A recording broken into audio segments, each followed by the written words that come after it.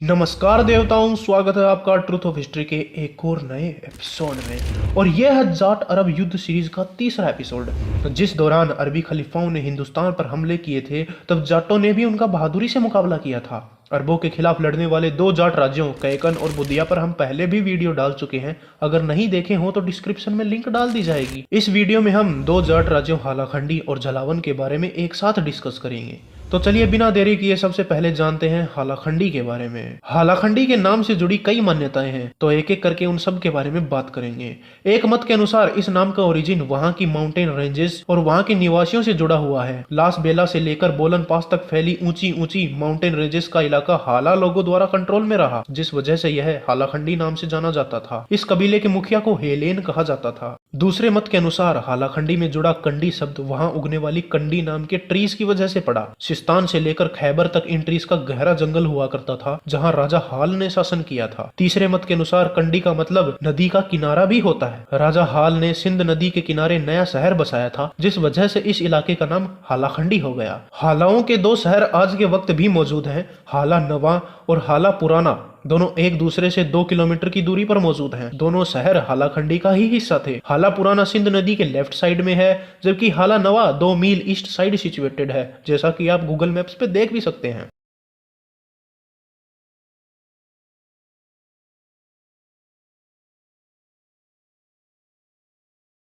चचनामा के अनुसार हालाखंडी में दलीला, बहरोड और रवात नाम के किले भी मौजूद थे, जो सिंध पर राजा दाहिर की हुकूमत के दौरान जाटों ने बनवाए थे। सिंध और बलूचिस्तान को अलग करने वाली हाला रेंज, हालाखंडी, गुजरात का हालार नाम का इलाका और सहवान भी राजा चांदराम हाला के नियंत्रण में थे। सहवान के आगे बुदिया राज्य की बाउंड्री शुरू हो जाती थी। जब अरबी फौज ने सिंध पर हमला किया, तब राजा चांदराम हाला ब्राह्मण राजा दाहिर की सहायता करने के लिए गए थे, मगर पीछे से यह राज्य अरबों के काबू में आ गया। जब चांदराम हाला वापस लौटे, तब उन्होंने हिंदू राजाओं के साथ मिलकर अरबी गवर्नर को अपने इलाके से खदेड़ दिया। जब यह बात मोहम्मद बिन कासिम को पता चली, तब उसने अपने कमांडर मासब की लीडरशिप में बहुत बड़ी सेना भेजी। राजा चांदराम और उसकी फौज ने किले से बाहर निकलकर बहादुरी से सामना किया, मगर जब वापस किले में जाने का वक्त आया, तब कुछ गद्दारों ने किले के दरवाजे बंद कर दिए और इस तरह एक जाट राजा अपने सैनिकों सहित बहादुरी से लड़ता हुआ शहीद हो गया। सिंध पर सम्मा जाटों के शासन के दौरान हालार परगना नसरपुर सरकार के अंतर्गत आता था। यहाँ के चीफ्टेंस को अरबाब उपाधि से नवाजा गया था। हालाखंडी राज्य की बाउंड्रीज की पक्की जानकारी सही से अवेलेबल नहीं है, इसीलिए हमने कोई नक्शा भी तैयार नहीं किया।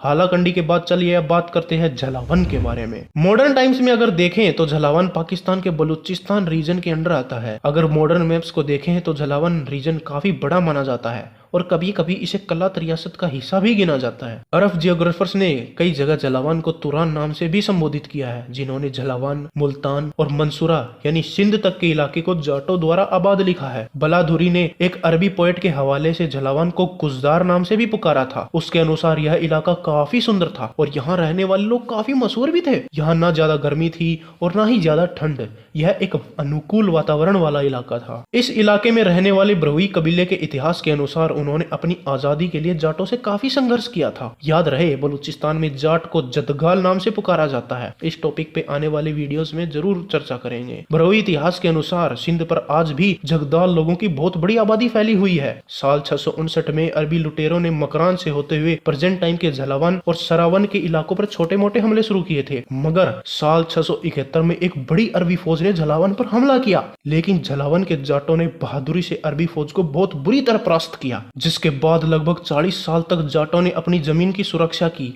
मगर साल 710 के आसपास मोहम्मद बिन कासिम बड़ी मशक्कत के बाद इस इलाके को जीत पाने में कामयाब हो पाया। इस प्रकार हालाखंडी और झलावन के जाटों ने बड़ी बहादुरी से अरबी खलीफाओं का विरोध किया। जाटों की वीरता में कोई कमी नहीं थी, कमी थी तो बस अपना इतिहास लिखने की। जाटों ने अपना इतिहास लिखा नहीं, इसलिए ज्यादातर कुछ मिलता भी नहीं, मगर जाटों की गाथाएं दुश्मनों ने लिखी और जितनी भी लिखी उससे यह समझ आता है कि जाट अपनी जमीन को बचाने के लिए लड़े। जुड़े रहिए हमारे चैनल के साथ बहादुर जाटों की वीरता की गुमनाम गाथाओं से रूबरू होने के लिए।